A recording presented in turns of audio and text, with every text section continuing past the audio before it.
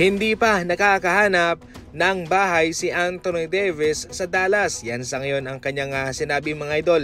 I can't find a damn house in Dallas. Nahirapan pa siya. So definitely sa ngayon sa hotel muna itong si Anthony Davis na mamalagi. Sa ngayon kapag siya ay nasa lineup, ang record ng Dallas Mavericks ay 4 wins and 1 loss. Hindi na masama. Malaki naman ang paniniwala ni Carlos Boozer mga idol na kung sakaling healthy lang itong Dallas Mavericks ay siguradong sila'y magko-compete naman to the highest level o baka manalo pang araw ng kampyonato. Kung titingnan natin dito ang kanilang lineup, meron silang Anthony Davis, meron silang Klay Thompson, meron silang Kyrie Irving. Yun nga lang, malas dahil na-injured pa itong si Kyrie. Pero kung sakaling sa susunod na mga taon kung healthy lang si Kyrie, healthy si Anthony Davis at itong si Klay Thompson, aba siguradong may kalalagyan ang kanilang kalaban. Yan naman talaga ang gustong ipakita ni Nico Harrison na kahit na kanilang pinakawalan si Luka, aba big time na manlalaro ang kanilang nakuha naman na si Anthony Davis. Subalit hindi lang talaga umayon sa kanilang ekspektasyon na na-injured pa itong si Kyrie Irving. Out for the season pa nga. Maski ako man, malaki ang paniniwala ko na kung sakaling healthy lang ang mga ito, ay siguradong malayo-layo ang kanilang mararating sa kanilang kampanya. Ikaw, ano ang komento mo patungkol dito? I-comment lang yan sa comment section. Eto ang ating main game mga idol. Pumili ka lang dyan.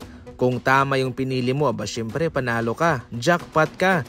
Ang link para makatalpak ay nasa comment section lang. Huwag kalimutan ang promo code at sa mga first timer dyan, big time bonus ang naghihintay sa inyo. Pipili ka lang dyan. Kapag panalo yung pinili mo, aba syempre matik panalo ka. Ang link ay nasa comment section. Samantala, nangangailangan na lamang ng 3-3 itong sa Stephen Curry para maungusan niya ang record ni Klay Thompson sa NBA na 14 3-pointer. Nakapasok nga ho ng 14 threes si Klay Thompson. At yan ho ang record ngayon sa NBA. Siya may hawak niyan mga idol.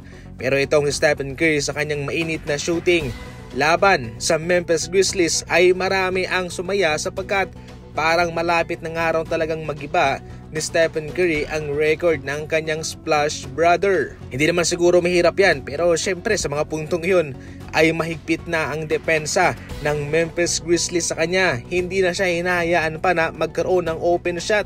Pero kahit pa man na mayroong nagbabantay ay naipapasok pa rin naman na Stephen Curry ang kanyang mga tira.